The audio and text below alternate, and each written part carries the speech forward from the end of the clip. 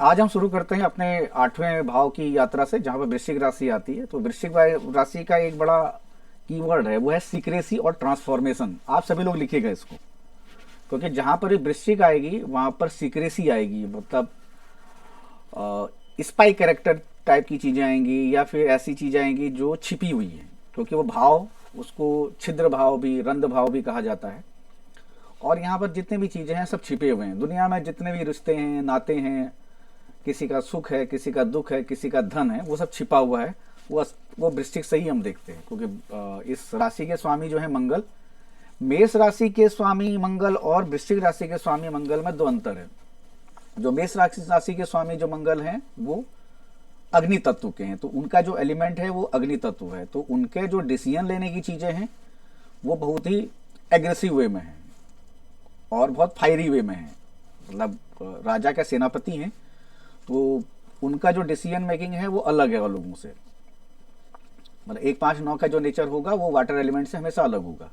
लेकिन जो ये वृश्चिक राशि है, इसका जो एलिमेंट है वाटर एलिमेंट है। 4 8 12 जो है, मतलब 4 कर्क, 8 वृश्चिक और 12 मीन राशि, इनका जो तत्व है वो है वाटर एलिमेंट।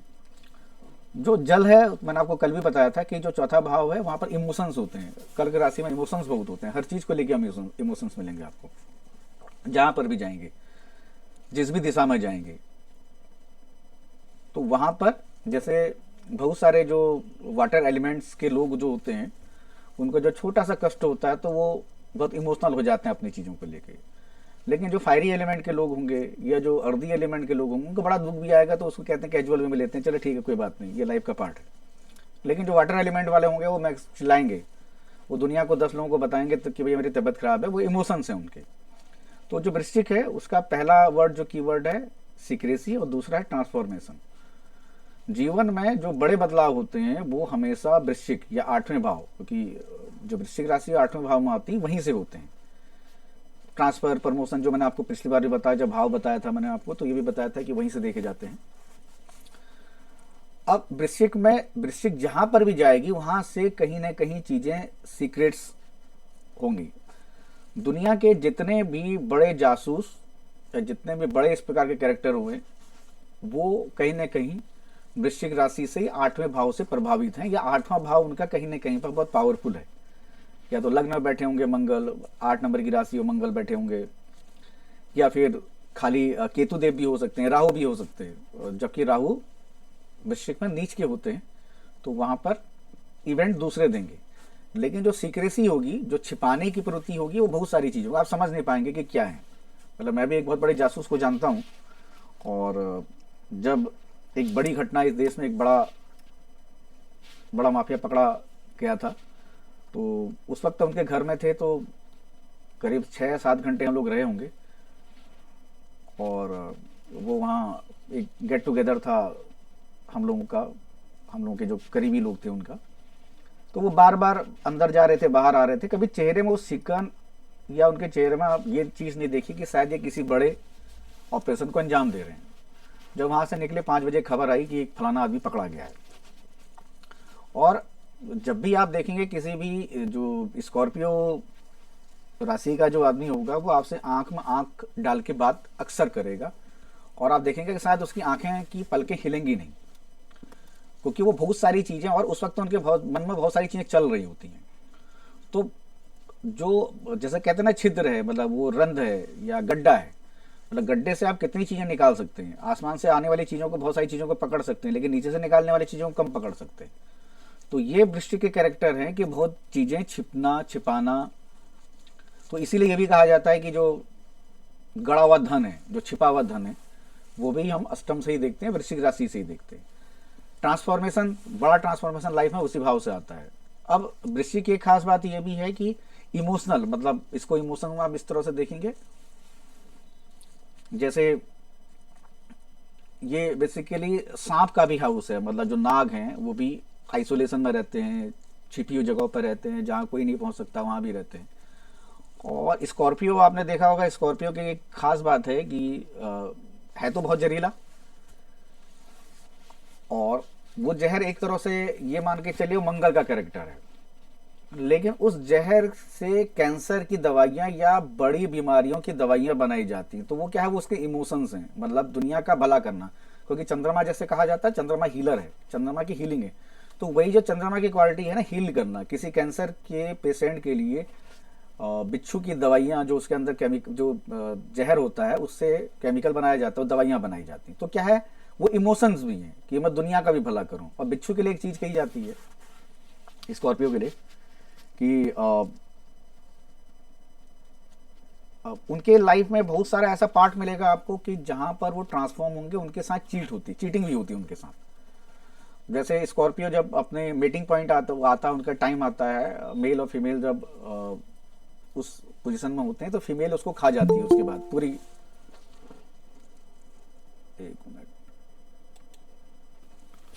तो फीमेल जो है मेल को खा देती है, और उसके बाद वो अब सरवाइव करती है। तो मतलब वो सेक्रीफाइस करना भी, मतलब अपने पार्टनर के लिए सेक्रीफाइस करना, क्योंकि इमोशंस हैं, दोनों जहरीले हैं। उसमें से एक जहरीला वाला कह रहा है कि नहीं आप मुझे खा लो, मुझे कोई दिक्कत नहीं, आप, क्योंकि वहां इमोशंस आ रहे हैं, जहां सेक्रीफाइस होता है वहां इमोशंस होते हैं। तो स्कॉर्पियो का दो कैरेक्टर मैं आपको बता दिया, ये आप कहीं पर भी कीवर्ड्स यूज करेंगे, मतलब स्कॉर्पियो कहीं पर भी चला जाएगा। प्रोफेशन में जब भी स्कॉर्पियो, और ट्रांसफॉर्मेशन आपसे कहा कि बार बार चीज़ों को बदलना, मतलब स्कॉर्पियो में आप बहुत बार चीज़ें देखेंगे, चीज़ें बदलती बहुत हैं, तभी ट्रांसफॉर्मेशन आता है। स्कॉर्पियो कैरेक्टर के जो लोग होंगे, या जो राशि के होंगे या लग्न के होंगे, उनके लाइफ में बहुत बार ऐसा पार्ट आता है कि वो बदलते रहते हैं, चीज़ों को बदलेंगे। अपने प्रोफेशन में अगर सेम प्रोफेशन में रहेंगे तो उनको वर्टिकल्स बदल देंगे। मान के चले कोई आदमी एस्ट्रोलॉजी कर रहा है, तो एस्ट्रोलॉजी करने के बाद वो एक बार उसने वैदिक पढ़ा, फिर उसने फिर नाड़ी पढ़ा, फिर उसने न्यूरोलॉजी पढ़ी, फिर उसके बाद उसने जेमनी पढ़ी। फिर उसने कहा कि नहीं, कुछ नई चीज़ करते हैं, अब क्या करते हैं कि फॉरेन एस्ट्रोलॉजी पढ़ते हैं। तो अंतर है, मतलब वो है एस्ट्रोलॉजी ही कर रहा है, लेकिन उसके वर्टिकल्स बदल लेंगे। ये ट्रांसफॉर्मेशन आता है, ये लाइफ में कई बार ट्रांसफॉर्मेशन आता है। वैसे ही आदमी का जैसे जो 8वां भाव होता है किसी भी लग्न का, वो ससुराल का होता है। शादी होती है, एक पार्टनर मिलता है, उसके बाद शादी होती है, तो एक ससुराल की जिम्मेदारी भी होती है, ससुराल एक नया रिश्ता जुड़ता है, तो वो भी लाइफ में ट्रांसफॉर्मेशन है। तो ये दो कीवर्ड्स स्कॉर्पियो के लिए हैं, इसको आप समझिएगा। स्कॉर्पियो के अलावा कुछ आपको और कैरेक्टर बता रहा हूँ, वो जो नॉर्मली और चीज़ों को नहीं देंगे। डार्क सीक्रेट्स जो मैंने अभी बताया आपको, इसके अलावा अनएक्सपेक्टेड, स्कॉर्पियो में आपको दिखेगा जैसे बदलाव कभी भी हो सकते हैं। जैसे एक आदमी अपनी लाइफ में एक पर्टिकुलर एक प्रोफाइल पर रहता है, वहीं पर काम करता है, लेकिन वो अनएक्सपेक्टेड चीज़ें करते रहते हैं। मतलब आप उम्मीद नहीं करेंगे कि ये आदमी ऐसा भी कर सकता है। उसका कारण यही है कि जो मंगल की एनर्जी है वो नहीं खत्म होती उसकी। तो यहाँ पर जो एनर्जी है वो एक तरह से पानी और आग की है, जिसको आप भाप भी बोल सकते हैं, जिसके अंदर बहुत पावर है, जो चीज़ों को आगे मोटिवेट कर सकता है। स्कॉर्पियो के अंदर आपको मिलेगा, जैसे मंगल का जो कैरेक्टर है वही स्कॉर्पियो में मिलेगा आपको। एनर्जी बहुत होगी, पेशेंस बहुत है। और वो पेशेंस में इसका कारण ये भी है कि मंगल का भी पेशेंस है और चंद्रमा का भी है। झेलना, सेक्रीफाइस करना, झेलना किसी चीज़ के लिए। और सेंसिटिव होंगे, क्योंकि वाटर एलिमेंट है, तो वो भी स्कॉर्पियो जो कैरेक्टर्स जो लोग आएंगे इस राशि के, उनके अंदर सेंसिटिव बहुत होगी चीज़ों के लेके।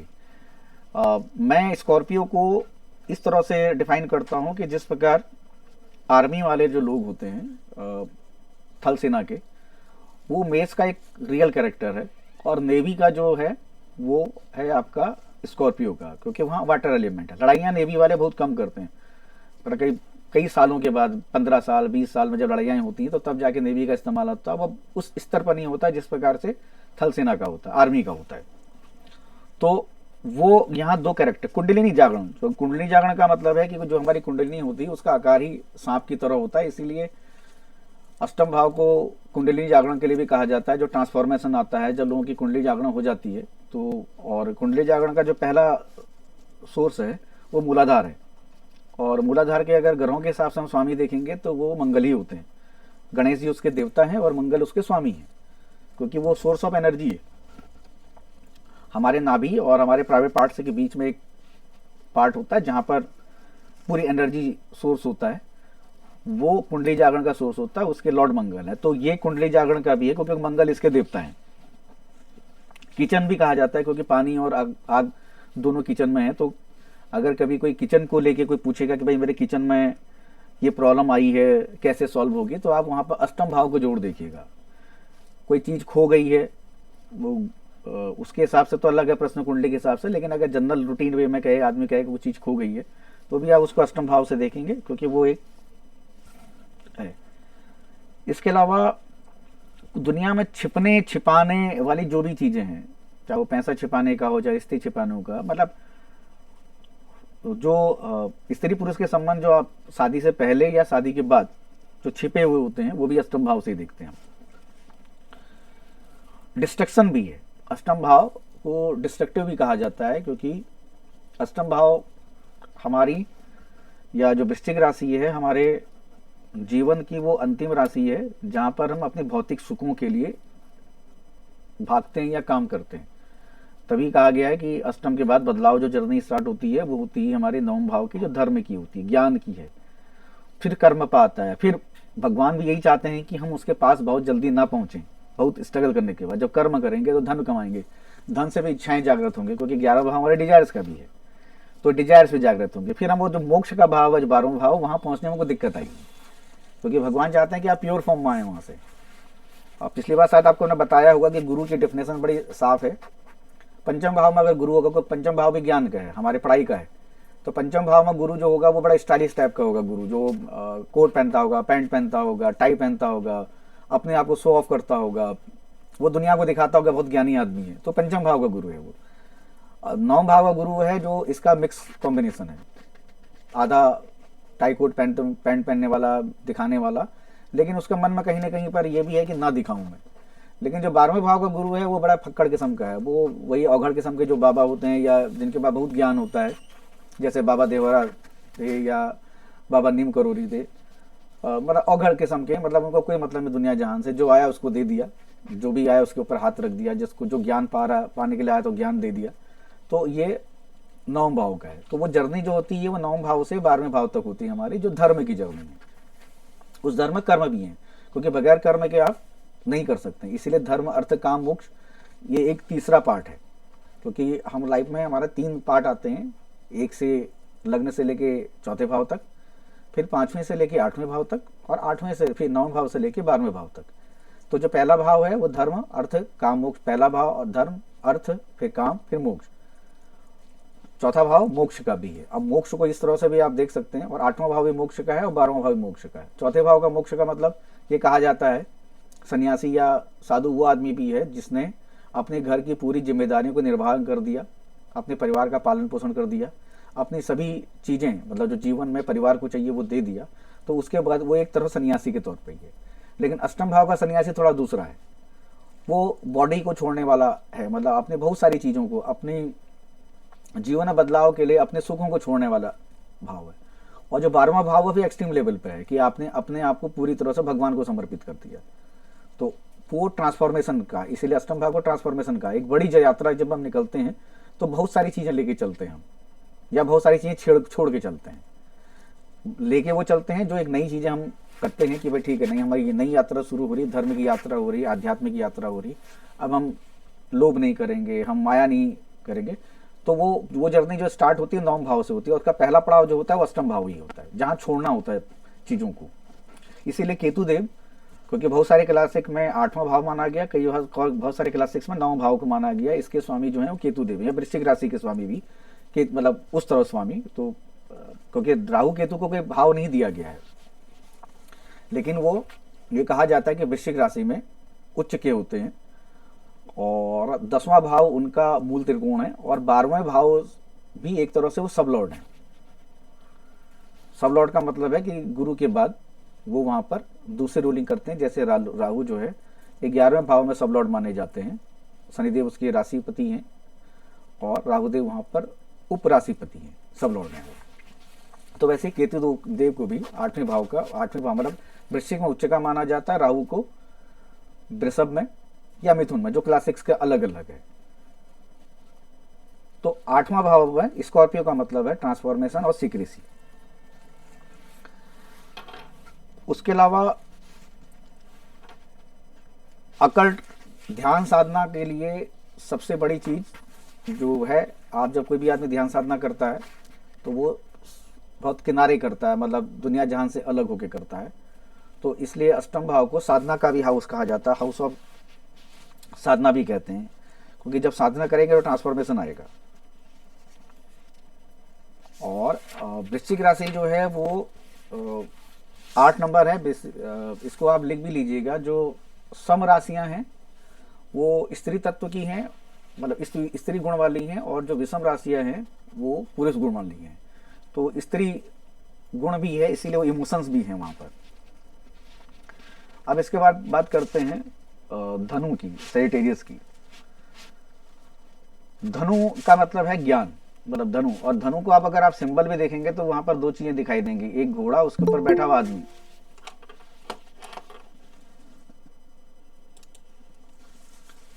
घोड़ा, उसको बैठा आदमी, मतलब वो बहुत फोकस्ड है, एनर्जी बहुत है, क्योंकि फायरी एलिमेंट है इसलिए भी एनर्जी है धनु राशि में, लेकिन फोकस्ड है चीजों को लेके, पाने को लेके, ज्ञान के लिए। और धनु का जो है वो बेसिकली नॉलेज बेस है, उसका कीवर्ड जो है वो नॉलेज है, ज्ञान है, और हेल्थ और धन, क्योंकि 9 भाव से हम धन को भी देखते हैं। और ये मतलब स्टेबल है, अग्नि तत्व की है, और ये एक तरह से इसको आप बोल सकते हैं कि गुरु जो है वो रूल्स फॉर्म करते हैं। तो ये रूल्स बनाने वाली भी राशि है, मतलब 9 भाव में धनु राशि आती है तो रूल्स फॉर्मर भी है, मतलब रूल्स बनाने वाले, नियम बनाने वाले। क्योंकि गुरु जो है वो पॉलिसी मेकर हैं, वो प्लानिंग मेकर हैं, वो रूल्स फॉर्मर हैं, वो ज्ञान देने वाले हैं। तो जो ज्ञान देता है उसके लिए बहुत सारे नियम होते हैं उसके, कि कितने बजे आना है उसके पास पढ़ने के लिए, कितने बजे जाना है। तो ये भी हम 9 राशि से, धनु राशि से, सेजिटेरियस से देखते हैं। अब उसका जो सिंबल है वो वहां पर क्या है कि एरो का निशान है, मतलब वो धनुष है उसके हाथ में। तो शूटिंग भी जैसे 9, मतलब अगर धनु राशि अगर आपके तीसरे भाव में चली जाती है तो आमतौर पर यह देखा जाता है कि वो जातक जो है उसको कहीं ना कहीं हथियारों का शौक जरूर होता है, या उसके पास कोई ना कोई हथियार चलाने का शौक होगा, वो हाथ से जो भी है, क्योंकि धनु जो है वो हमारे हथियारों को, आर्म्स को भी रिप्रेजेंट करती है धनु राशि। तो थर्ड हाउस में इस प्रकार का कॉम्बिनेशन दिखता है। और ये विचारों की, मतलब आपके जो विचार है ना, वो हमारी जो थॉट प्रोसेस है वो पंचम भाव से डेवलप होती है, और पूरी तो डेवलपिंग फेज में होती है, और जो 9 भाव से है वो डेवलप फेज में होती है।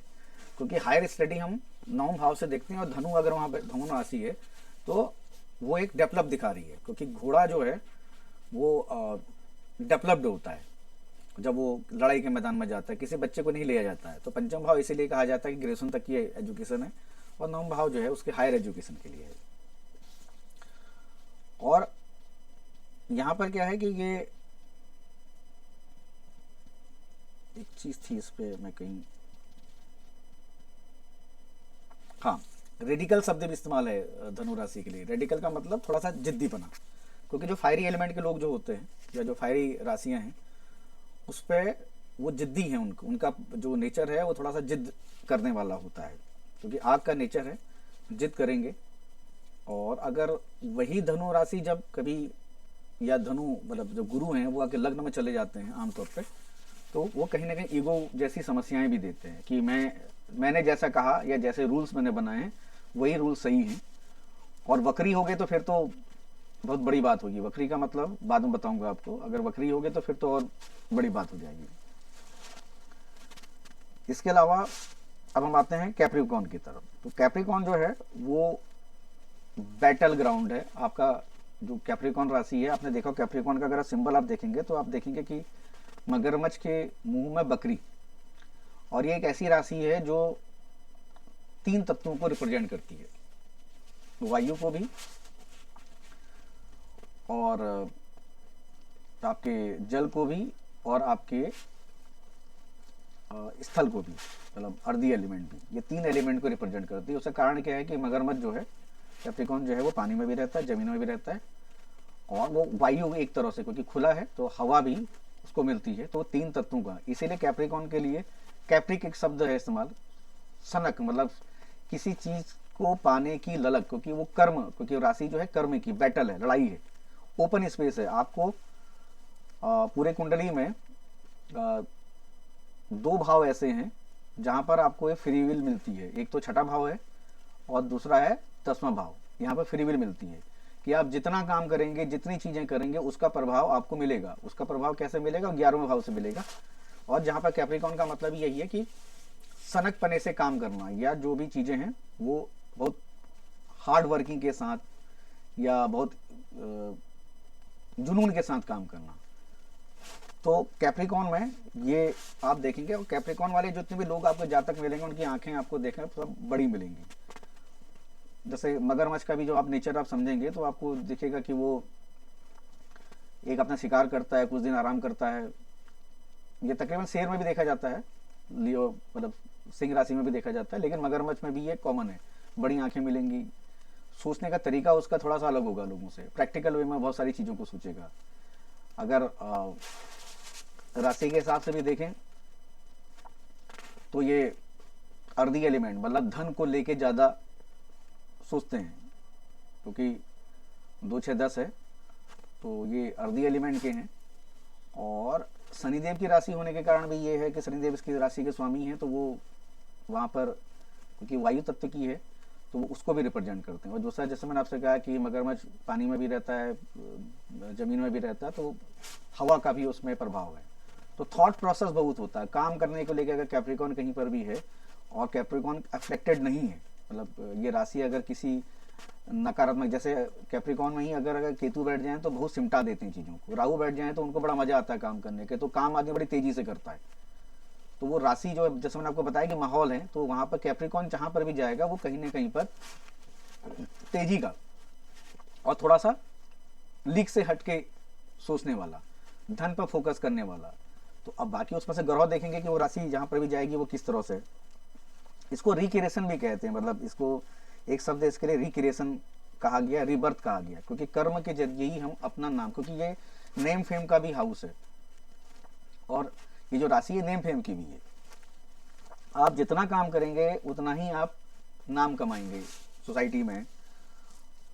तो इसलिए इसको रिक्रिएशन, अपने आप को नया क्रिएट करना, अपने आप के लिए नया बर्थ लाना, क्योंकि 9वां भाव पिता का है। जैसे मैंने आपको बताया कि जो 10वां भाव है, हम 18, क्योंकि जो क्लासिक्स में अलग अलग जो लिखा गया है कि 18 साल तक हम 9वां भाव को देखें, उसके बाद हम 10वां भाव को देखें।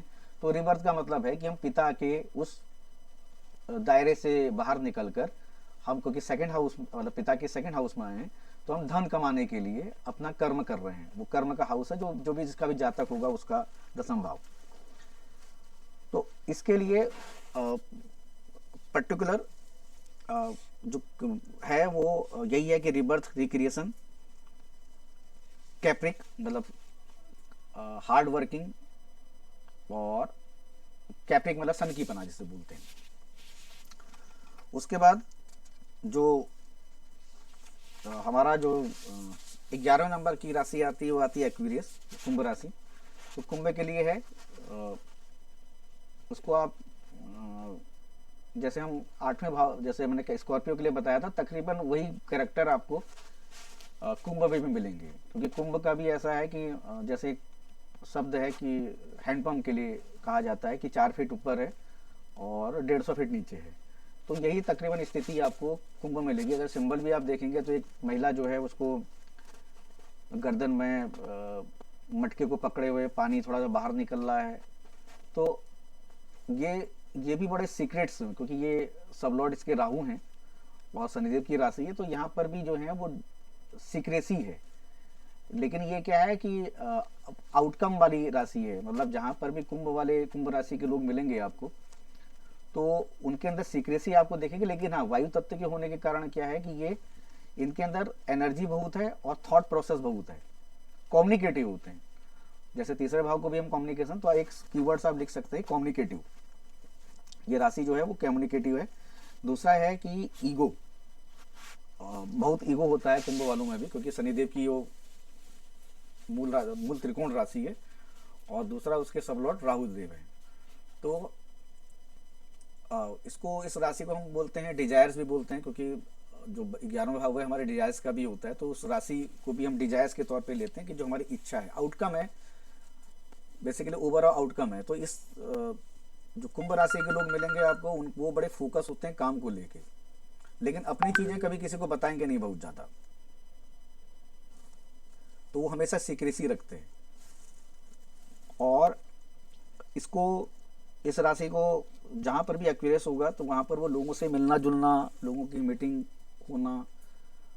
अगर कुंभ राशि अगर लग्न में आती है तो वो आदमी बड़ा, आपको ऐसा मिलेगा कि जो बहुत कम्युनिकेटिव होगा, जैसे कभी इधर भी बात करेगा, उधर भी, सबसे मिल के रहेगा वो, लेकिन उसके दिल और दिमाग में क्या चल रहा है शायद आप पता नहीं कर पाएंगे, क्योंकि वो जब भी बोलेगा, क्योंकि जैसे राहु के बारे में कहा जाता है, राहुदेव के बारे में कहा जाता है कि अर्ध सत्य, जब भी लग्न में राहु होंगे तो आपको वो आदमी हमेशा डाइवर्ट करेगा, जैसे कान में कभी हाथ लगाएगा, कभी नाक में हाथ लगाएगा, कभी बालों में हाथ लगाएगा, वो आपको डाइवर्ट करने की कोशिश करेगा, अपनी बात कहेगा। अब जैसे ग्रुप में अभी हम 6 लोग जुड़े हुए हैं, तो जिसके लग्न में राहु होगा वो बोलेगा पवन जी से बात करते हुए, अरे पवन जी वो ऐसा कह रहे थे आपके बारे में, और मैंने सुना, और फिर थोड़ी देर के बाद उस बात को डाइवर्ट करने की कोशिश करेगा, बोले छोड़िए कोई बात नहीं, अच्छा चलिए ऐसा करते हैं कि राजू जी के बारे में बात कर लेते हैं। तो आपके दिमाग में उसने एक ट्रिगर किया एक चीज के लिए कि आप उसके जाने के बाद सोचने के लिए मजबूर हो गए, तो वो मतलब एक तरह से प्लानिंग करके, प्लॉट करके चीजों को डाइवर्ट करते हैं या अपने हिसाब से चलाते हैं। तो ये कुंभ राशि की खास बात है कि छिपी हुई चीजें हैं उनके अंदर। हाँ बोलिए। अच्छा, तो वो छिपा हुआ कैरेक्टर आपको मिलेगा अक्सर उन पे। प्रशांत आप कुछ कह रहे थे क्या? बोल रहे थे, ये बताइए लग्न में जब कुंभ राशि रहेगी तो उस समय इस प्रकार की एक्टिविटी होगी क्या व्यक्ति के बिल्कुल साथ में? बिल्कुल होगा। वो एक्टिविटीज कैसे होगा कि जैसे मैंने कहा ना कि वो हैंडपंप है, आपको उतनी ही बात बताएगा जितनी उसके काम की नहीं होगी, अपने काम की बात में कभी नहीं बताएगा। 11 नंबर कहा जाता है, नेटवर्किंग है ना, वो हाउस सब लॉर्ड राहु है उसके। अब एक तो क्या है, हम्म। शनिदेव को क्या कहते हैं, शूद्र कहते हैं ना, कि मतलब जिसका थॉट प्रोसेस थोड़ा कम है, जी जी। यही तो है ना। तो अगर हाँ एक हाँ। एक स्वामी इस प्रकार का है जिसकी सोच नीच की हो, जी। और दूसरा सब लॉर्ड ऐसा हो जो उस नीच की राशि का जो लॉर्ड है उसका दो मित्र भी हो, और उनसे ज्यादा हम्म। तेज हो, क्योंकि राहु तो हवा है ना, तेज है, हाँ। थॉट जी। प्रोसेस है, बहुत तेजी से सोचने वाला आदमी। इसीलिए कम्युनिकेशन राहु का है, जितने भी इंटरनेट है ना वो सब राहु के हैं। हैवी मशीनरी जो है वो शनिदेव की है, और उसके अलावा जो उसमें जो इंटरनेट यूज होता है वो राहुदेव का है। तो आप समझ सकते हैं अच्छा। कितनी कितनी चीज है, तभी कहते हैं ना कलयुग है। तो कलयुग का मतलब राहु का, हम्म। तभी कहते हैं ना राहु का दौर है। तो राहु के दौर में क्या है, अब आप जितनी भी चीजें आज इंटरनेट में, मीडिया में, टीवी में, कहीं पर भी देख रहे हैं, वो क्या देख रहे हैं आप, अर्ध सत्य है ना। तो तभी तभी हम्म। मैंने कहा ना कि वो बाल में हाथ लगाएंगे, वो नाक में हाथ लगाएंगे, कान में हाथ लगाएंगे, हमेशा डाइवर्ट करने की कोशिश करेंगे आपको, जिसके लग्न में तो राहु ये होगा। लग्न में मतलब कि जब कुंभ राशि होगी राहु साथ में होगा तो अरे इस प्रकार नहीं का। नहीं नहीं, फिर तो वो करेला वो भी नीम चढ़ा वाली स्थिति आ जाएगी वहां पर। अच्छा अच्छा अच्छा अच्छा अच्छा। हाँ, तो सीक्रेट्स मतलब आपको वही चीज मालूम चलेगी किसी किसी कुंभ वाले से। हाँ मतलब नॉलेज, जैसे ऐसे इसको आप अगर देखेंगे तो नॉलेज भी बहुत होगी उसको, अपने प्रोफेशन से जुड़ी हुई चीजों के लिए नॉलेज बहुत होगी, क्योंकि वो अंदर तो उसके, हाँ, उसके पास अंदर है ना, क्योंकि बाहर जो चीज दिखा रहा है उससे कई गुना अंदर है। तो तभी मैंने हैंडपंप का इस्तेमाल किया उसके लिए। तो वृश्चिक राशि से फिर मिलता जुलता इसका हाँ कम्युनिकेशन होगा? तकरीबन, लेकिन जैसे जी। जैसे अगर लड़ाई की बात आएगी, वृश्चिक वाला लड़ाई कर लेगा, लेकिन कुंभ वाला लड़ाई हम्म। नहीं करेगा। अच्छा, ऐसा क्यों? ऐसा इसलिए क्योंकि मैंने, क्योंकि जो उनके लॉर्ड है उनको भी देखना पड़ेगा ना। तो जैसे मैंने आपको दो कैरेक्टर बताए, एक तो शनिदेव बताया, शूद्र है हम्म। करके। तो शूद्र का मतलब है कि जो अपने आप को बचा के रखता है, स्लो चलने वाला है, कहेगा छोड़ो यार क्या हम्म। लड़ाई करनी है। अब अच्छा अच्छा अच्छा। राहुदेव के पास शरीर तो है नहीं। वो हम्म। तभी कहता है ना कि जहां पर भी राहुदेव बैठेंगे, अगर वहां पर कोई ग्रह बैठा है तो उसको वो क्या करते हैं, एक्सीलेटर है गाड़ी का, हम्म। एक्सीलेट करेंगे, पुश करेंगे, क्योंकि हवा तत्व है उनकी। जी। इल्यूजन कहा गया ना, राहु देव के लिए कहा गया, इल्यूजन कहा गया। तो इल्यूजन क्या है? हर चीज में इल्यूजन करना, लोगों को जो हम्म। वो बताना जो उनके मतलब का नहीं है। हम्म। तो ये ठीक। एक्वेरियस से आएगा। अब एक्वेरियस कहीं पर भी जाएगा तो कहीं ना कहीं सीक्रेसी होगी। जैसे स्कॉर्पियो के लिए कहा, वैसे ही छिपी हुई बातें वो भी हो जाएंगी। क्योंकि स्कॉर्पियो राशि के बारे में बहुत सी चीजें हमने जो है पढ़ी, क्योंकि 8 नंबर की राशि होती है, तो उनके अंदर एक गंभीरता पाई जाती है, बहुत सीक्रेट वाली स्थिति पाई जाती है। उसका कारण मैंने अभी, आप लेट जुड़े, उसका कारण यही है हाँ। कि जो स्कॉर्पियो है ना, उसमें दो एलिमेंट काम करते हैं, एक अग्नि का, दूसरा पानी का। जल। तो जल जल जी। हाँ, जल का। तो जल जो है वो क्या है? इमोशंस है, हम्म। सेक्रीफाइस है। हाँ। ठीक है। और क्योंकि वो अष्टम भाव मतलब रंध भाव है, छिद्र भाव है, तो वो क्या है कि हम्म। आइसोलेट है। तभी केतु देव हम्म। जहां पर भी जाते हैं चीजों को आइसोलेट करते हैं। वो ना, अगर आप जो दही फटता है ना, वो भी तकरीबन जी। 8 हाउस जैसे ही है, ट्रांसफॉर्म हो रहा है। दूध से दही बन रहा है, हाँ। दही से फिर आगे उसको मथा जा रहा है, फिर मक्खन बनेगा, फिर घी बनेगा। जो हम्म। बायोटिक्स होते हैं, जो या जो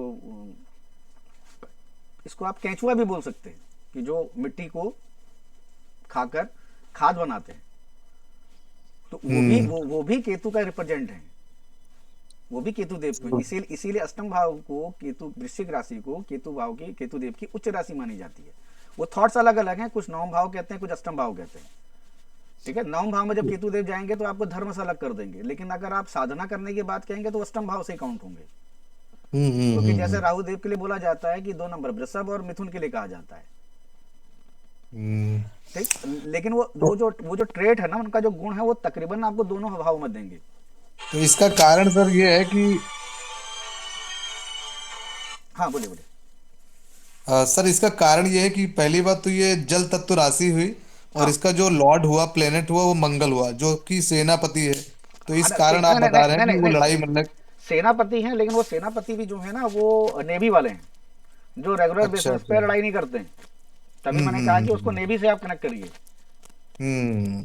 जो मेस वाले हैं वो रेगुलर बेसिस के आर्मी वाले हैं, जो रेगुलर बेसिस पे जी। आर्मी में सर्विस करते हैं। उनके लिए ये होता है कि कभी इधर भेज दिया, कभी उनको आसाम भेज दिया जाएगा, कभी उनको कश्मीर भेज दिया जाएगा, कभी उनको किसी ऐसे स्टेट में भेज दिया जाएगा जहाँ लड़ाइयाँ चल रही हैं। हम्म। ठीक है। तो वो वाली आर्मी है वो। ओके ठीक ठीक ठीक। है। और एक्वेरियस का हो गया ये। और जैसे सीक्रेसी का इसलिए भी आता है क्योंकि जो लोग बार में बैठते हैं या वैश्यालयों में जाते हैं या इस प्रकार की जो एक्टिविटीज करते हैं, वो सब हम 11 नंबर के भाव से एक्वेरियस से ही लेते हैं। तभी कुंभ कहा गया कि जो दिख रहा बाहर वो है नहीं, और जो अंदर है वो बाहर नहीं मालूम चल रहा है। ठीक। ये इसीलिए सीक्रेसी भी है उसके लिए, कि अब चीजें छिपी हुई जगहों पे लोग जाते हैं। ठीक। तो वो भी एक इसके लिए वर्ड है, मतलब जो पर्टिकुलर इसके लिए ब्रॉथल यूज किया गया। अब पाइसिस जो है, पाइसिस का मतलब है ट्रांसफॉर्मेशन। जैसे अष्टम भाव का ट्रांसफॉर्मेशन, वैसे भी, क्योंकि ये हमारी जर्नी का आखिरी, जो आदमी की जर्नी है। जब कभी आप नाड़ी पढ़ेंगे तो आपको समझ में आएगा कि गुरु एक राशि में जो है वो 12-12 साल के हिसाब से देखें तो फिर तो 144 साल हो जाता है। तो पूरा चक्कर जो है 12 साल में घुमाते हैं। ठीक है। तो जब नाड़ी पढ़ेंगे तब आपको समझ में आएगा 12वें भाव का मतलब क्या है। क्योंकि गुरु की राशि है ये, मीन राशि। और मीन राशि में होता है साधना,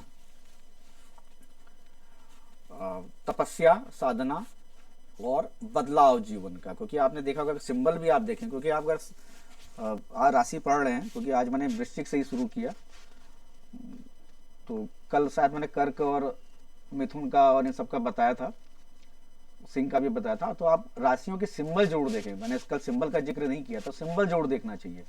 तो उसमें आप देखेंगे कि दो मछलियां हैं, एक दूसरे की उल्टी।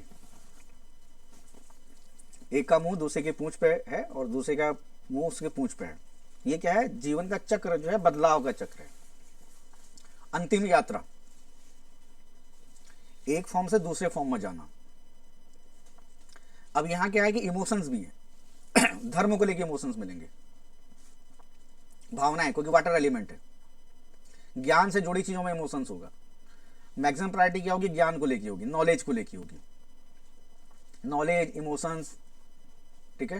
ट्रांसफॉर्मेशन, ये इस राशि की खास बातें हैं। प्रोग्रेसिव है, प्रोग्रेसिव इसलिए क्योंकि वो ट्रांसफॉर्मेशन है, मतलब आदमी अपने आप को बदलना बड़ा मुश्किल काम होता है, वो प्रोग्रेसिव जो लोग होते हैं वही बदल पाते हैं। और क्योंकि ये द्विस्वभाव राशि है तो इसलिए कॉन्फ्लिक्ट्स हैं। कॉन्फ्लिक्ट्स का मतलब 3 6 9 12 जो होती हैं द्विस्वभाव राशियां होती हैं, यहाँ पर आपको कॉन्फ्लिक्ट दिखेगा हमेशा। उनका नेचर दो तरह का होगा। अगर किसी आदमी के लग्न चार्ट और नवांश चार्ट दो स्वभाव का ही है तो उसके अंदर कंफ्यूजन बहुत देखेंगे आप। ये भी चाहिए, वो भी चाहिए, ये भी लेना है, वो भी लेना। अब आप समझे कि दोनों चीजें आ रही ना, मुझे चाहिए भी, मुझे ये भी चाहिए, वो भी चाहिए, तो दो मछलियां आपको दिखा रहे हैं वो स्वभाव में, दो चीजें। तो वो कहीं ना कहीं अगर आप देखेंगे तो 3 नंबर की जो राशि है मिथुन राशि, उसमें भी 2 लड़कियां हैं, ठीक। और 9 नंबर में भी देखेंगे आप, क्योंकि 6 नंबर में उस तरह से नहीं, कन्या खाली सिंगल है। और 9 नंबर में भी आप देखेंगे कि घोड़ा और आदमी है, और यहाँ पर 2 हैं, तो यहाँ पर 2 चीजें हैं। तो हर बार कहीं ना कहीं कंफ्यूजन उनके अंदर रहेगा। तो कंफ्यूजन, ये राशि भी कंफ्यूजन की है। एक और इसके लिए वर्ड आता है कंफ्यूजन।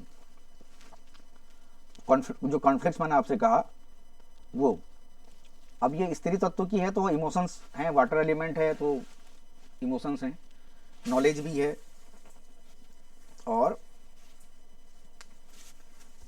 इसके अलावा पीस, जैसे मैंने आपको कहा तपस्या, शांति, मोक्ष,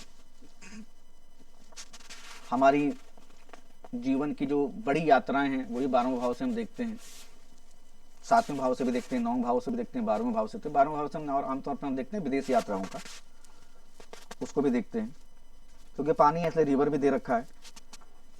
मंदिर है क्योंकि मंदिर 12वां भाव जो है वो मंदिर का भी होता है, जेल का है, तो इसलिए पाइसिस को, मतलब मीन राशि को मंदिर का, अस्पताल का माना जाता है। तो आज के लिए अभी ये 12 राशि का जो चक्र है वो खत्म हो गया। अब आपको मैं स्क्रीन शेयर कर रहा हूं, आज हम इस पर बात करेंगे।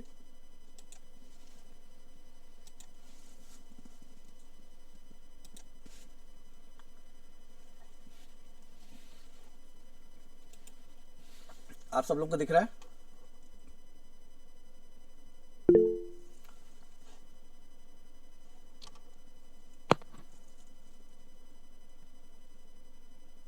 हेलो, दिख तो रहा है जी लेकिन बिल्कुल दिख पढ़ने में रहा नहीं है। आ रहा है। पढ़ने में नहीं आ रहा है? जूम कर लीजिए, दिखेगा।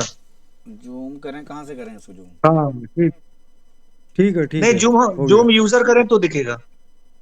हाँ अपने हाथ से ही कर लीजिए। हाँ तो आप अपने से करिए, क्योंकि यहाँ पर मेरे पास ये ऑप्शन, हाँ नहीं नहीं हो गया। थोड़ा प्रयोग किए थे मैंने इस पे कि थोड़ा सा लोगों को ज़्यादा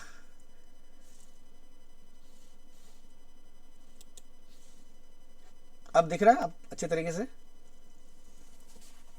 हाँ हाँ ठीक है। अब देखिए ये 12 राशियों का इसमें दे रखा है। तो मेष, वृषभ, मिथुन, कर्क, सिंह, कन्या, तुला, वृश्चिक, धनु, मकर, कुंभ, मीन। राशिपति आप जान ही रहे हैं, मेष के मंगल हैं, वृषभ के शुक्र हैं, मिथुन के बुध हैं, कर्क के चंद्र हैं, सिंह के सूर्य हैं, कन्या के बुध हैं, तुला के शुक्र हैं, फिर वृश्चिक के मंगल हैं, फिर धनु के गुरु हैं, फिर मकर के शनि और कुंभ के शनि हैं, और मीन जो है गुरु के। अब तत्व जो है तो इसको आप इस तरह से नोट कर लीजिएगा, क्योंकि 1 नंबर की राशि, 5 नंबर की राशि, 9 नंबर की, आप नंबर याद कर लीजिएगा तो आपको मेष, सिंह, धनु मालूम चल जाएगा। तो ये जो है अग्नि तत्व की राशियां हैं, 1 5 9। और 2 6 10 जो हैं वो हैं आपके पृथ्वी तत्व की, इसको अर्दी एलिमेंट करते हैं आमतौर पे, जो हम लोग शब्द इस्तेमाल करते हैं अर्थ, पृथ्वी का, कि जिस पे धन को लेके जिन लोगों का फोकस होता है वो अर्दी एलिमेंट को ज़्यादा रिप्रेजेंट करते हैं। फिर तीसरा आता है हमारा वायु तत्व। वायु तत्व में आएगा 3 7 11, जो हमारे विचारों को दर्शाता है, हम कितना थॉट प्रोसेस है। जैसे मैंने बताया आपको कि वो चाहे तीसरा भाव हो जाए, तीसरे भाव के स्वामी मतलब जो भी हो, उस वक्त को दूसरा रहेगा, लेकिन तीसरे भाव में मिथुन राशि के जो के लोग, जो लोग होते हैं वो निगोशिएटर्स होते हैं, एम्बेसडर होते हैं, क्योंकि थॉट प्रोसेस है कि नई नई चीज़ें हम कैसे सामने वाले से डील कर सकें। फिर आ जाएगा 4, 8, 12 जो जल तत्व की है। तो जल तत्व में हमेशा इमोशंस रहेंगे, क्योंकि जल है तो इमोशंस हैं। मतलब जितने प्यार से बात करते हैं वो सब कुछ ठीक है, लेकिन जब गुस्सा आएगा तो वो भी ज़्यादा ही आएगा। अब लिंग को लेके, मतलब किसका क्या लिंग है, तो उसमें जो सम राशियाँ हैं वो स्त्री तत्व की हैं, और जो विषम राशियाँ हैं जो ऑड में आएंगी वो आएंगी आपकी पुरुष राशि की। तो ये भी देखना होता है जब प्रिडिक्शंस करते हैं कि वहाँ पर राशि का लिंग कौन सा है। ये आप बाद में समझेंगे जब धीरे धीरे बताऊंगा। उसी प्रकार से राशियों को चर, स्थिर, द्विस्वभाव में भी विभाजित किया गया है, डिवाइड किया गया। चर का मतलब है कि जिनका जो थॉट प्रोसेस है, और आप ये देखेंगे कि बहुत कॉन्फ्लिक्ट्स हैं बहुत सारी चीज़ों में, कि वहाँ पर वाटर एलिमेंट भी है, उसको चर भी बोला जा रहा है, या वो स्त्रीलिंग भी है, तो बहुत सारी चीज़ें आ जाएंगी। वो कॉम्बिनेशन धीरे धीरे जब पढ़ेंगे तो आपको समझ में आएगा कि उन तीनों का मिक्सअप कैसे करना है, या और भी एलिमेंट्स के बाद में कैसे मिक्सअप करना है। तो 1, 4, 7, 10 जो केंद्र भाव की जो राशियाँ हैं, जो केंद्र भाव में पड़ती 1, 4, 7, 10, वो हमारी चर राशियाँ हैं जिनके अंदर मूवमेंट है। और इसीलिए कहा जाता है कि जब कोई आप काम कर रहे हैं, जैसे कुछ ऐसी चीज़ आपको बनानी हो, तो उस वक्त कोई ऐसा काम जिसके अंदर मूवमेंट चाहिए आपको, तो उस वक्त यात्रा के लिए आमतौर पर चर राशियों का इस्तेमाल किया जाता है। उस वक्त लग्न में अगर चर राशि है तो आपको उससे फायदा होगा। स्थिर हो जाएगा तो फिर एक जगह स्टैग्नेट हो जाएंगे। स्थिर राशियों में आमतौर पर जो घर बनाना वाला है या घर के अंदर प्रवेश वाला है वो काम किया जाता है, या नौकरी से जुड़ी चीज़ों के लिए जब नौकरी ज्वाइन करना होता है तो उस वक्त स्थिर राशियों को प्राथमिकता दी जाती है कि ताकि टिके रहें। उसके अलावा वो जो राशियां हैं वो हैं 2 नंबर की राशि आ गई आपकी। उसके बाद आ गई 2 स्थिर में 2, 5, 8 और 11। 2, 5, 8, 11 ये हमारी स्थिर राशियां हैं। और द्विस्वभाव राशियां आएंगी 3, 6, 9, 12। ये द्विस्वभाव राशियां। जहां पर भी द्विस्वभाव राशियां होंगी वहीं पर, जैसे आप जितनी भी द्विस्वभाव राशियां देख लीजिए, वो कोई ना कहीं पर वो ऐसा प्लेटफॉर्म है जहां पर 2 लोगों का मिश्रण है या 2 चीजें ऐसी हैं।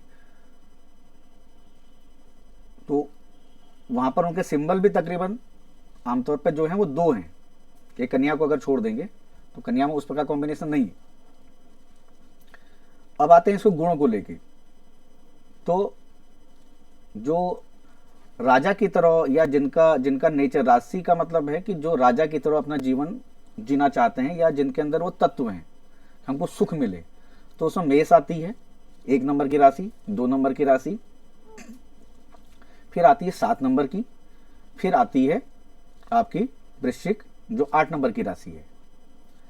अब आप इसको इस तरह से देख सकते हैं 1, 2, 7, 8 ये जो हैं आपकी राशियां हैं।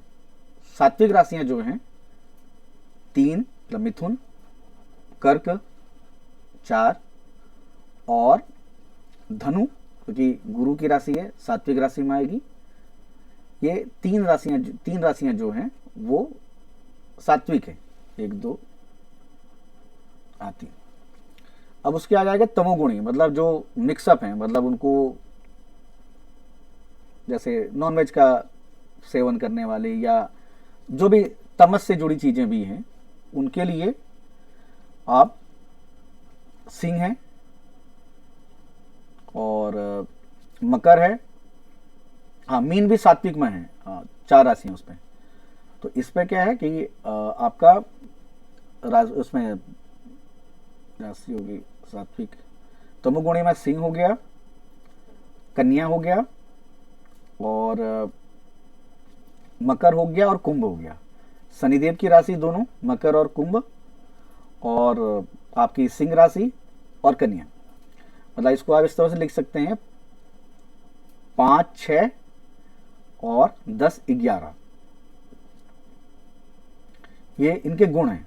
ये गुण जब किसी का नेचर समझने के लिए बहुत जरूरी होते हैं। क्रूर, तो जितने भी आपको राशियां, उनका नेचर भी आपको समझना होगा कि वो किस तरह की हैं, सौम्य हैं, क्रूर हैं। तो जैसे मेष जो है वो क्रूर है, वृषभ जो है सौम्य है क्योंकि शुक्र की राशि है, मिथुन जो है वो भी क्रूर है जबकि उसके बुध देव उसके लॉर्ड हैं, कर्क भी सौम्य है क्योंकि वाटर एलिमेंट है, सिंह क्रूर है वो क्योंकि जानवर है सिंह, कन्या जो है वो भी बुध की राशि, वो सौम्य में आई है, जबकि एक राशि उनकी जो है क्रूर है, दूसरे उनकी सौम्य है।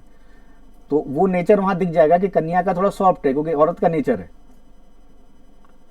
और उसके अलावा वृश्चिक जो है वो भी सौम्य है क्योंकि वाटर एलिमेंट है, धनु क्रूर है क्योंकि वो वहां पर आपको हथियार मिल रहे हैं, उनके घोड़ा है, क्रूरता मतलब हाथ में एक एरो है, मतलब वहां पर जो घुड़सवारी कर रहा है।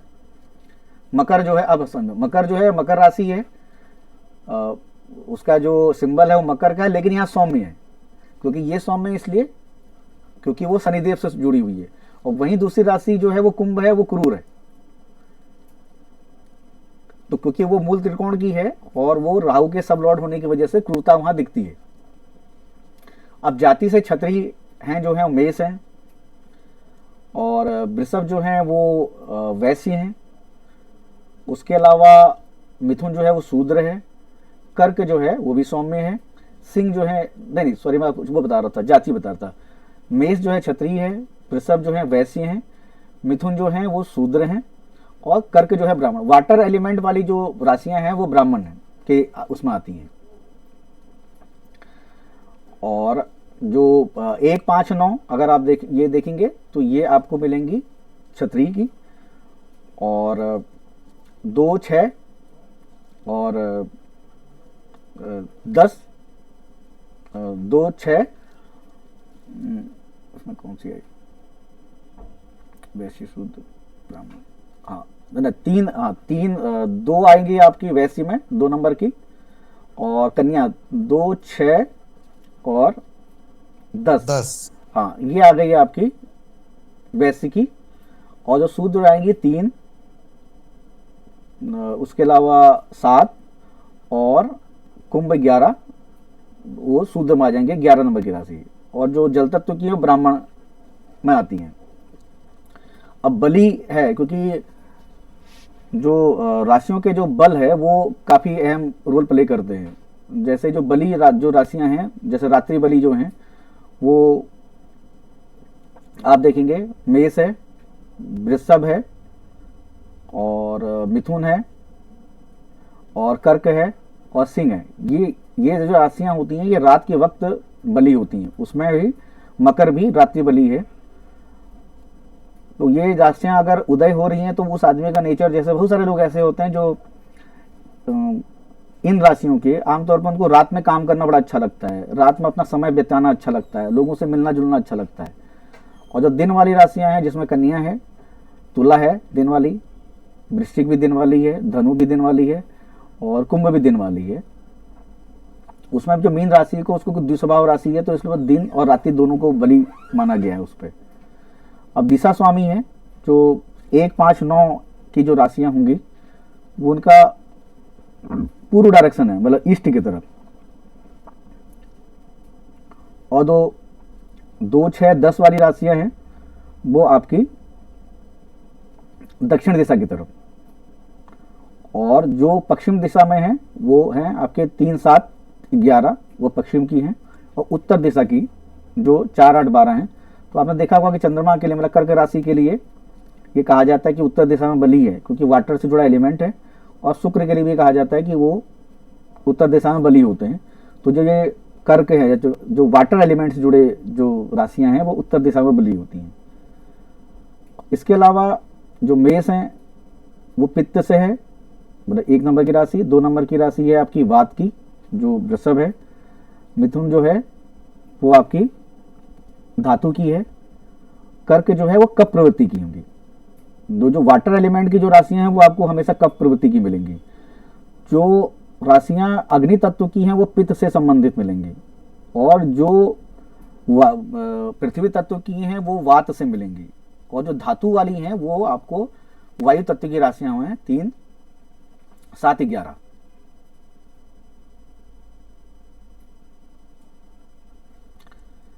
अब उदय स्थिति, जैसे ये जो राशियों का उदय होता है, ये अभी तो नहीं, लेकिन जब हम प्रिडिक्शन करेंगे, गोचर की प्रिडिक्शन देखते हैं या हम किसी की दशा की प्रिडिक्शन करते हैं, उस वक्त ये देखा जाता है कि ये जो पृष्ठोदय है, शीर्षोदय है या उभयोदय है, इन राशियों में कौन कौन से ग्रह बैठे हैं। उस वक्त इस पर्टिकुलर इस चीज का उदय स्थिति का तब इस्तेमाल किया जाता है। और अगर वो जन्म के वक्त लग्न में मिली है, वहां पर्टिकुलर वो राशि है, वो चाहे पृष्ठोदय है, चाहे वो शीर्षोदय है या उभयोदय है, तो वो उस वक्त मैटर करेगा उसके ऊपर कौन कौन से ग्रह बैठे हैं। और उस ग्रह के एक तो ग्रह वाला हो जाएगा पार्ट, और दूसरा हो जाएगा कि उस वक्त दशा कौन सी चल रही है। तो पृष्ठोदय का मतलब है कि जो राशियां पृष्ठ से उदय होती हैं, मतलब अपने पिछले वाले हिस्से से आती हैं, मतलब वो राशियों का स्वभाव में दिया गया है कि वो पीछे से, मतलब उनका जो जब दशाएं चलती हैं वो लास्ट फेज में, मतलब अगर ग्रह का बैठा तो लास्ट फेज में, अंतिम फेज में वो उनको दशा में फायदा देगा। अगर जो शीर्षोदय राशियां हैं उसमें वो जब दशाएं चलती हैं और उसमें कोई ग्रह बैठा होगा शीर्षोदय राशि के ऊपर, तो शुरुआत में ही दे देगा, चाहे वो कोई भी ग्रह बैठा हो, चाहे वो पॉजिटिव बैठा हो या नेगेटिव है ना, मतलब वो चाहे बेनिफिक हो चाहे मैलिफिक हो, तो वो अपने शुरुआत में दे देगा। और उभयोदय का मतलब है कि वो बीच के पार्ट में देगा। तो अभी पृष्ठोदय का मतलब हो गया 1 नंबर की राशि, 2 नंबर की राशि, 4 नंबर की राशि और 8, 9 और 10 नंबर की राशि, ये पृष्ठोदय में आती है। 1 नंबर की, 2 नंबर की, 4 नंबर की और 9 और 10 नंबर की। कई क्लासिक्स में 1, 2, 4, 8, 9 तक ही लिए, 9 हाँ और 10 तक, ठीक है, ये लिए। अब शीर्षोदय में क्या है कि 3, 5, 6, 7, 8 और 11। 3 नंबर की राशि का मतलब हो गया मिथुन, सिंह, कन्या, तुला, वृश्चिक और कुंभ, ये शीर्षोदय में आती हैं। कुछ क्लासिक्स में मिथुन को भी उभयोदय लिया गया है, मिथुन राशि को, और मीन राशि को भी लिया गया है, लेकिन जो मैंने चार्ट आपको दिया है इसमें उभयोदय को 12 नंबर मतलब मीन राशि का माना गया है। अब जो राशियां हैं उनका वो बहुत इंपॉर्टेंट होता है जब आप प्रेडिक्शन करते हैं, जब किसी कुंडली देखते हैं, स्पेशली हेल्थ रिलेटेड। उस वक्त ये होता है कि कौन सा ग्रह उस पर्टिकुलर राशि को प्रभावित कर रहा है, तो उससे जुड़ी बीमारियां होती हैं। जैसे मेष राशि में सिर, चेहरा आता है। वृषभ राशि 2 नंबर की राशि में गला और मुख आता है। मिथुन राशि में आपकी छाती वाला पार्ट, फेफड़े वाले पार्ट, शोल्डर वाले पार्ट भी आता है, मतलब हमारे इस पार्ट से ये वाला पार्ट आ गया 3 नंबर के भाव में। कर्क राशि का आ गया आपका हृदय के लिए। उसके अलावा पेट, उदर वाला जो रीढ़ वाला पार्ट आता है वो सिंह राशि में आ जाता है। कमर और लीवर का जो पार्ट आता है वो कन्या में आ जाता है। वस्ती या उसके नीचे वाला पार्ट आ जाता है, स्पेशली उन अंगों को जो बाहर से दिखते हैं प्राइवेट पार्ट्स में भी, वो हम 7वें भाव से काउंट करते हैं। और जो गुप्तांग वाले हैं वाला पार्ट जो है प्राइवेट पार्ट से का, वो आपके अष्टम में आ जाता है। जांग और इसके नीचे वाला जो पार्ट आता है वो धनु में आ जाता है। जो घुटना और का पार्ट आता है वो आपके मकर में आएगा। और जो हमारे काफ पिंडली वाला पार्ट है वो हमारा कुंभ में आता है। और पैर की जो एड़ी वाला पार्ट जो आ जाता है वो पूरा मीन राशि में आता है। तो जब ये प्रेडिक्शंस होंगी किसी बीमारी को लेके, तब ये चीज़ें दिखेंगी। उस वक्त राशि कौन कौन सी प्रभावित हो रही है, उसमें ग्रह कौन से बैठे हैं, कौन से अपनी दृष्टियां डाल रहे हैं, तो ये उस वक्त देखा जाता है। अब यह है कि शुष्क उनका जो गुण है वो कैसा है, मतलब नेचर को एक तरह से, कि जैसे आप मेष राशि, वृषभ राशि और मिथुन राशि जो है शुष्क है। उसके अलावा कर्क जो है वो जल से रिलेटेड है, तो तुला भी जल वाली है, शुष्क राशि कन्या भी है, शुष्क सिंह भी है, और जो वृश्चिक भी सजल वाली है। मतलब दो पार्ट में डिवाइड, ड्राई और वाटर मिक्स कर दिया गया है इसको। तो ये, और ये स्क्रीनशॉट मैं भेज भी दूंगा, आप इसको देखिएगा, समझिएगा, क्योंकि पृष्ठोदय वाला, उदय वाली स्थिति को छोड़ दीजिएगा, क्योंकि वो याद कर लीजिएगा खाली कि ये कौन कौन सी राशियाँ पृष्ठोदय, उभयोदय और शीर्षोदय होती हैं। इसका जो काम आएगा वो बाद में आएगा, जब हम प्रेडिक्शन पर करेंगे, जब किसी गोचर की स्थिति देखनी पड़ेगी, किसी की दशा की स्थिति देखनी पड़ेगी, तो तब ये इनका काम आता है।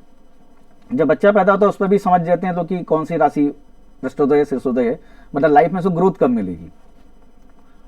ठीक है ना, जैसे हम पृष्ठोदय में ले रहे हैं कि कर्क को ले रहे हैं मान लीजिए, या पृष्ठोदय हम वृषभ को ले रहे हैं, तो लाइफ के एक पार्ट, मतलब एक कुछ सर्टेन एज के बाद उनको ग्रोथ मिलेगी।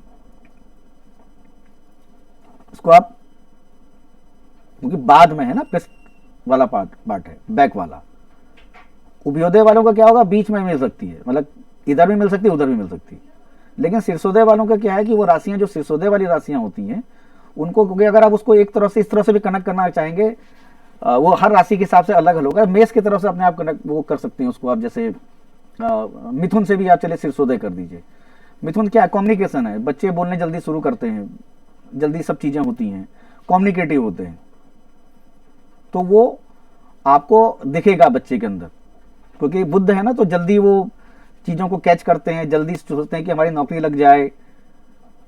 तो उस तरह का नेचर आपको देखने मिलेगा जो शीर्षोदय वाले हैं, मतलब उनके लाइफ में ग्रोथ जो है वो जल्दी मिल जाएगी। बुद्ध वालों को वैसे भी आप देखेंगे कि जल्दी ग्रोथ मिल जाती है, जिनका बुद्ध मजबूत होता है, या जो मिथुन राशि के हैं लोग या कन्या के हैं, तो वो बुद्ध उनको गौन करता है, तो वहाँ पर उनको जल्दी फायदा मिल जाता है।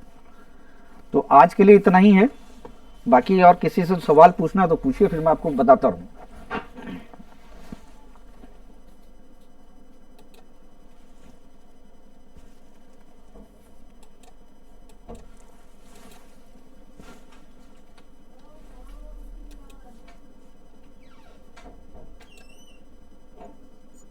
ये वाला चार्ट हम लोग को सर भेज दीजिएगा। बस मैं भेज रहा हूँ, आप ही को भेज रहा हूँ उस पर, मैं अभी थोड़ी देर में इसको भेज दूंगा। और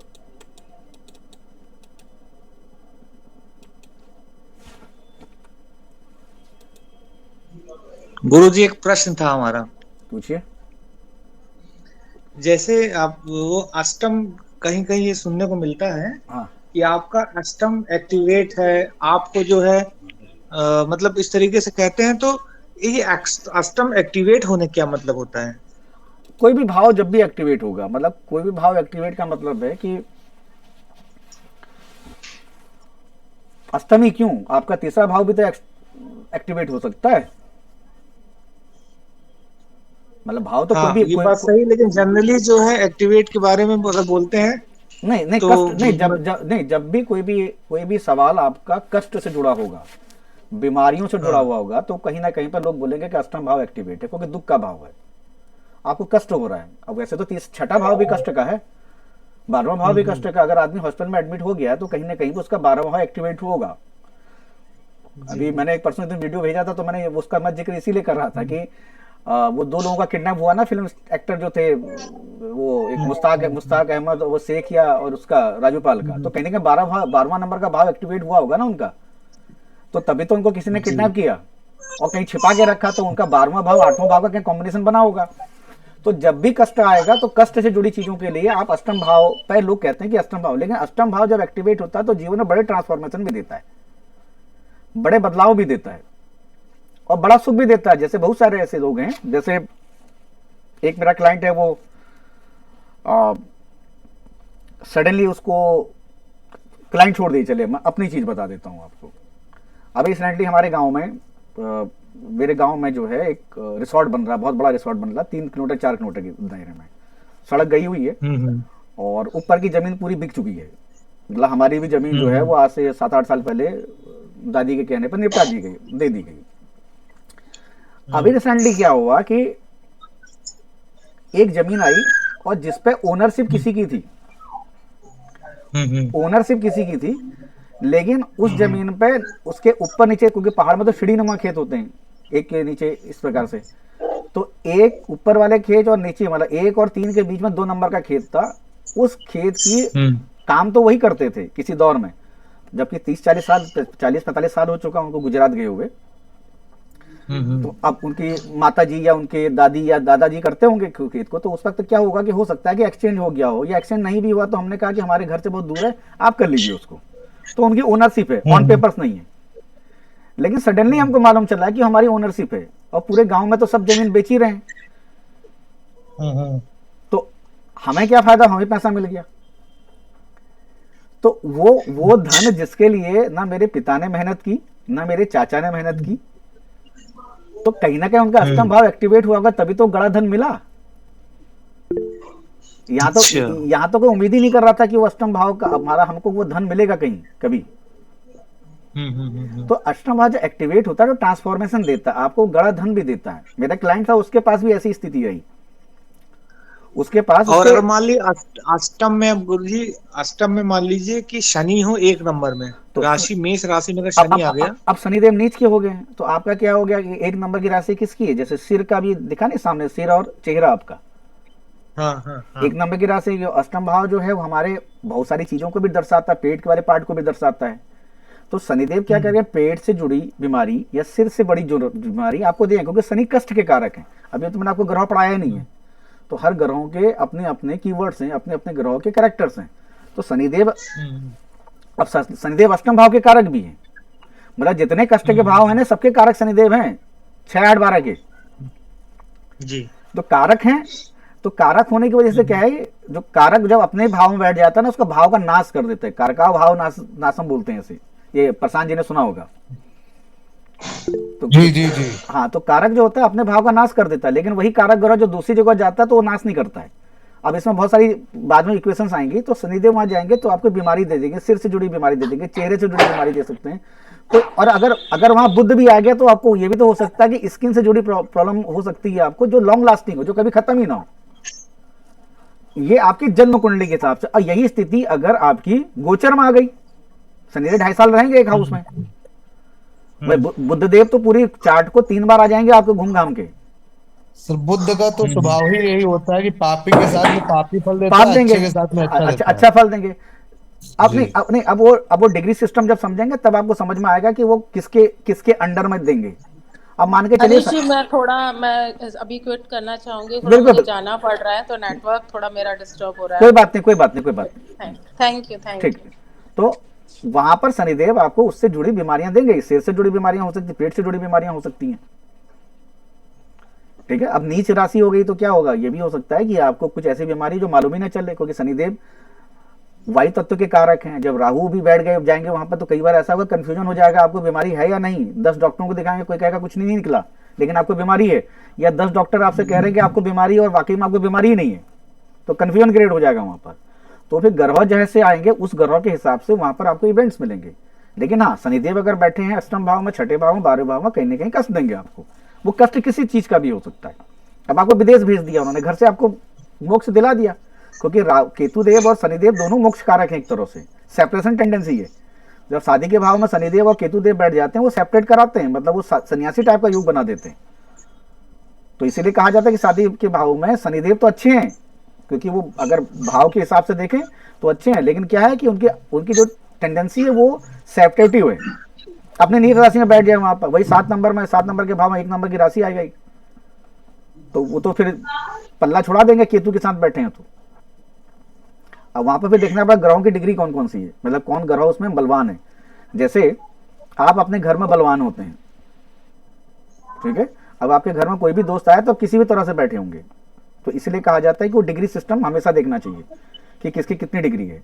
अब डिग्री सिस्टम का ये मतलब नहीं है कि जिसकी ज्यादा डिग्री है वो, जिसकी कम डिग्री है वो मजबूत होगा, क्योंकि 30 डिग्री में एक प्लैनेट 1 डिग्री चला है और उसी 30 डिग्री में एक प्लैनेट 28 डिग्री चला है, तो उसके पास क्या है, 1 डिग्री के पास 29 का पूरा टाइम है उस हाउस को पूरे कवर करने में, उस राशि को कवर करने में 28 का है। और जो जिसके पास 28 डिग्री ऑलरेडी 29 डिग्री चल चुका है उसके पास क्या है, 1 डिग्री का टाइम है। तो बलवान कौन हुआ, जिसके पास ज्यादा, जिसके पास स्कोप है। हाँ, तो जिसका 1 कमरे का मकान है, जिसका 100 कमरे का मकान है, आप ये समझ सकते हैं कि बलवान कौन होगा करके। तो ये डिग्री सिस्टम पर आएगा। लेकिन अष्टम में बैठे हैं, छठे में बैठे हैं, तो शनिदेव दिक्कत देंगे। शनिदेव जैसे यहाँ पे कोई नेगेटिव चीज होने वाली है तो शनिदेव उस चीज को, नेगेटिव चीज को बढ़ा देंगे, क्योंकि माइनस माइनस प्लस हो जाता है। यही शनिदेव जब छठे भाव में जाते हैं तो आप लीगल बैटल, लड़ाई जब होती है, लीगल होती है, तो आपको उससे मुक्ति भी दिला देते हैं और आपको जीत भी दिला देंगे, अगर वो अपने मित्र राशि में बैठे हैं तो, या अपनी स्व राशि के बैठे हैं, अपने उच्च राशि के बैठे हैं। अगर 11 नंबर की राशि आ जाएगी छठे भाव में तो कोई ना कोई आपको लीगल बैटल में ऐसा आदमी मिल जाएगा तो नेटवर्किंग के जरिए आपकी मदद करके चला जाएगा। तो ये भी स्थिति देखने को मिलती है। तो वो जो ग्रह जब आएंगे, जब पूरी तरह समझ लेंगे कि ग्रहों के क्या क्या कैरेक्टर्स हैं, अभी तो मैंने लिखाना ही शुरू नहीं किया, अभी तो मैं जैसे समझाने वाली स्थिति पे कर रहा हूँ, क्योंकि आज ये जी, प्रयोग, जी, जी। ये राशि ज्ञान तालिका जो है प्रयोग है, मतलब कि चलो ठीक है, इससे चलता रहेगा काम जब तक बोर्ड नहीं आता है। तो जी धन्यवाद। और किसी को कुछ पूछना है? प्रशांत जी चलेंगे प्रशांत? जी सर, मिस्टर पवन जी का एक सवाल था अभी हम्म कि अष्टम भाव आपका एक्टिवेट है, तो इसको लेकर के बहुत इंपॉर्टेंट पॉइंट ये है हम्म कि जैसे बहुत से पीएचडी वाले व्यक्ति हमको मिले हैं अभी अपने जीवन में, हम्म और कई भी एस्ट्रोलॉजर अपने जीवन में मिले हैं जिनके कुंडली में 8 हाउस एक्टिवेट या तो हो रहा है हम्म या तो उसकी दशा एक्टिवेट हो रही है, इसी के लिए वो रिसर्च को लेकर के मतलब कि पढ़ाई कर रहे हैं। जैसे ज्योतिष भी रिसर्च में आ गई, और या तो पीएचडी किसी चीज को लेकर कर रहे हैं, अकल्ट तो कहीं रिसर्च, पे अष्टम। अकल्ट और रिसर्च को आप दोनों को एक जैसे ही ले सकते हैं। जी जी जी जी डीप ज्ञान जिसको बोलते हैं ना, तभी वो रंध्र है ना, जी वो छिद्र है, मतलब उसको, उस छेद को, मतलब जो गड्ढा है उस गड्ढे को आप, अनंत है वो, जी ठीक है, तो अनंत है, तो उस अनंत में जितने भी छिपी चीजें हैं। अब ये भी तो हो सकता है ना किसी का अष्टम भाव एक्टिवेट हो तो उसके कोई एक्स्ट्रा मैरिटल रिलेशन चल रहे हो, बिल्कुल बिल्कुल सही बात। ये भी तो हो सकता है ना। वो तो उस वक्त जो कुंडली आएगी, और जैसे पवन ने एक सवाल पूछा, मैं उस सवाल को और एलिब्रेट कर देता हूँ। कोई ना कोई भाव, कोई ना कोई भावपति तो होगा ना किसी न किसी का, अष्टम भाव में कोई भी राशि आए। अब मान के चलिए 3 नंबर की राशि आ गई मिथुन अष्टम भाव में, तो अष्टम भाव में 3 नंबर की राशि है तो कौन आ गया वहां पर? वहां पर मिथुन राशि आई, तो मिथुन राशि के स्वामी कौन है? बुद्ध देव। बुद्ध देव हैं। तो अष्टम का एक्टिवेशन का मतलब हो गया यही अष्टम भाव के स्वामी अगर आपके छठे भाव में चले जाएं तो अब बुद्ध देव क्या हो गए? अगर भाव के हिसाब से देखें तो अपने उच्च भाव में चले गए, लेकिन वो कष्ट का भाव भी तो है, बीमारी का भी तो भाव है। तो इसीलिए कहा जाए हाउस तो कोई ना कोई एक्टिवेट होगा ही भाई, कोई ना किसी हाउस का कोई ना कोई लॉर्ड तो होगा भाई। ऐसा तो है नहीं कुंडली में जितने 12 भाव हैं उसमें से किसी को स्वामी नहीं, किसी का स्वामित्व नहीं है भाई। मंगल भाव के स्वामी कालपुरुष की कुंडली में मंगल है ना जी, और लग्न के भी हैं मेष के। तो अगर अष्टम एक्टिवेट होता वहां पर मंगल से जुड़ी चीजें भी तो देखनी पड़ेंगी। तो अब वहां पर क्या हो सकता है? खून से जुड़ी बीमारियां स्किन में, क्योंकि जब खून से बीमारी आएंगी नर्वस से जुड़ी, क्योंकि नर्वस जो हमारा पूरा जो वेन सिस्टम है उसमें क्या दौड़ा है खून दौड़ा है। फिर उसमें चंद्रमा का प्रभाव भी देखना है कि चंद्रमा पापी प्रभाव में तो नहीं आया, क्योंकि पानी ही है ना खून में और पूरा नर्वस सिस्टम को कौन गवर्न करता है? बुद्ध। तो आपका अष्टम भाव एक्टिवेट हुआ नहीं हुआ? अब ये तो होगा नेगेटिव पॉइंट, क्योंकि जो लोग बोलते हैं वो जब, जैसे हम लोगों की भी आदत है किसी की भी, कि हम जब अच्छी चीजें होती हैं हम बात नहीं करते हैं, खराब चीजों पर ही हम बात करते हैं। डॉक्टर एस्ट्रोलॉजर के पास वही लोग आते हैं जिनकी दिक्कत होती है।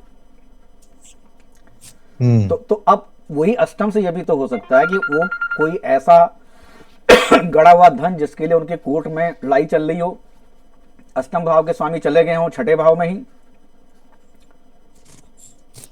जी जी, तो ये भी तो हो सकता है। अब अष्टम भाव का कष्ट भी झेला उन्होंने, मान के चलिए आप। अष्टम भाव का स्वामी सर्विस वाले भाव में भी तो गया, वो छठा नंबर का भाव सर्विस का भी तो है जी।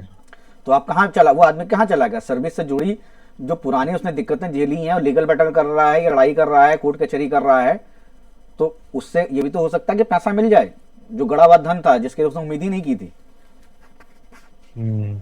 तो वो तो बहुत सारे कारक है ना, उन कारकों को देखना पड़ेगा कि वो तात्कालिक तौर पे कौन सा सवाल पूछा जा रहा है। अब यही किसी की शादी का भी तो हो सकता है स्वामी भाई। ये मान के चलिए कि 7वें भाव का स्वामी बुध है, वो 8वें में चला गया तो क्या होगा? कष्ट होगा जातक को। कहां से कष्ट होगा? ससुराल से होगा, पत्नी से होगा, पत्नी कष्ट के भाव में चलेंगे, पत्नी को स्किन की प्रॉब्लम हो सकती है। अब वही शुक्र हो सकता है कि पंचम भाव के स्वामी हो, वो अष्टम में बैठे हों बुध के साथ, बच्चे होने में दिक्कत आ जाएगी सीधे सीधे। तो जब भाव को बहुत अध्ययन करेंगे, भाव के बहुत सारे गुणों को देखेंगे, क्योंकि तभी मैंने कहा कि एक क्लासिक, सिर्फ एक क्लासिक पढ़िए आप, चाहे वो उत्तर काला अमृत लीजिए, मतलब पूर्व उत्तर दोनों हैं, उसको कालामृत के 2 पार्ट हैं, उसको लीजिए, या व्रत पराशर होरा शास्त्र पढ़िए। लेकिन अगर व्रत पराशर होरा शास्त्र आप लेंगे तो रमेश चंद्र मिश्रा की मत लीजिएगा, क्योंकि वो चौखंबा वालों की लीजिएगा, अगर वहाँ मिल जाती है तो वो बहुत अच्छी पुस्तक है, क्योंकि रमेश जी ने जो है वो बहुत उस तरह से एलोबरेट नहीं किया। आप ज्योतिष रत्नाकर ले सकते हैं, वो एक बेसिक तौर पर पढ़ने के लिए, क्लासिक को पढ़ने के लिए बहुत अच्छी है। जातक परिजात ले सकते हैं। तो ये कोई भी आदमी इस भारतवर्ष का बड़ा सा बड़ा एस्ट्रोलॉजर ही क्यों ना हो, उसने एक किताब नहीं पढ़ी होगी पूरी तरह से, ये आप समझ लीजिए, चाहे कोई भी हो वो। क्योंकि एक किताब को पढ़ना, उस किताब को मनन करना, उसको लागू करने में बहुत टाइम लगता है। और इन जो क्लासिक्स का है वो रेफरेंस के लिए है, क्योंकि हर क्लासिक में एक चीज को डिफाइन करने का, क्योंकि जब पराशर जी ने सूत्र दिए, वो सूत्र आगे बहुत सारे ऋषियों ने अपने अपने हिसाब से इंटरप्रेट किए, तो उनके देश काल पात्र के हिसाब से चीजें भी बदल गई। अब घोड़ा गाड़ी, मतलब अगर चौथे भाव से घोड़ा गाड़ी देखते हैं, मतलब उस दौर में घोड़ा देखा जाता था, गाड़ी देखी, बैलगाड़ी देखी जाती थी। आज गाड़ियां देखी जाती हैं, मकान देखे जाते हैं। उस वक्त झोपड़ियां हुआ करती थी, छोटे मकान हुआ करते थे, या मकान हुआ करते तो वो राजा रजवाड़ों के बड़े मकान हुआ करते थे। तो आज के दौर के हिसाब से, काल मतलब तात्कालिक तौर पे देश काल पात्र के हिसाब से भी चीजें बदल गई हैं। तो जो राइटर हैं, जो अच्छे राइटर हैं, तो उन्होंने अपने अपने हिसाब से इंटरप्रेट किया है। तो सिर्फ एक क्लासिक पढ़िए और एक एक पन्ना पढ़ेंगे तो आपको 365 दिन जरूर लगेगा। लेकिन जब आप उनको पूरा पढ़ चुके होंगे तो आपको समझ में आएगा कि कहाँ कहाँ कौन कौन सी चीजें हो सकती हैं, कौन कौन से इवेंट्स हो सकते हैं। ये जरूरी नहीं कि बच्चे का भाव खराब होने पर बच्चा पैदा नहीं होता है लोगों का, उसमें बहुत सारे सूत्र दिए हैं। गोचर में भी तो इवेंट आ सकता है ना, मतलब आपके मान के चलिए कि दशा आपको सपोर्ट नहीं कर रही, लेकिन जो गोचर है वो तो इवेंट कैरियर है ना, मतलब दशा का एक फ्रेम, आपका टाइम फ्रेम हो गया। ये इस टाइम फ्रेम में आप अच्छा काम करेंगे, इस टाइम फ्रेम में आपको अच्छी चीजें मिल सकती हैं करके। तो इतना सा है। जी धन्यवाद। ठीक, चलिए आज के लिए यहाँ पे विराम कर देते हैं कक्षा को, फिर कल कोशिश करेंगे कि आपको ग्रहों के तत्वों के बारे में पढ़ाएं। ये चार्ट भेज दीजिएगा तो प्रयास रहेगा कि कल पूरा याद रहे। मैंने कल ग्रुप में बहुत सारी कंटेंट भेजी है, आपने शायद देखी नहीं होगी। मैंने होरा ज्योतिष क्लास वाले पे बहुत सारी कंटेंट भेजी है, राशियों को लेके, ग्रहों को लेके, भाव को लेके, तो उसको भी देखिएगा आप, रिश्तों को लेके जी जी जी जी कि कौन से भाव से किन किन रिश्तों को देखते हैं उनके, क्योंकि जो नाम है ना जिनके पर्यायवाची हैं, बहुत काम की चीजें पर्यायवाची, अगर आप भावों की पर्यायवाची आपको याद है तो बड़े काम की चीज आती है, प्रेडिक्शन बड़ी काम की चीज आती है होती। ठीक है ना, चलिए ठीक है, आज के लिए कक्षा को यहीं विराम देते हैं, फिर कल मिलेंगे आपसे। जी बहुत बहुत धन्यवाद गुरुजी। ठीक है, बहुत बहुत धन्यवाद, धन्यवाद सर। धन्यवाद, नमस्कार नमस्कार।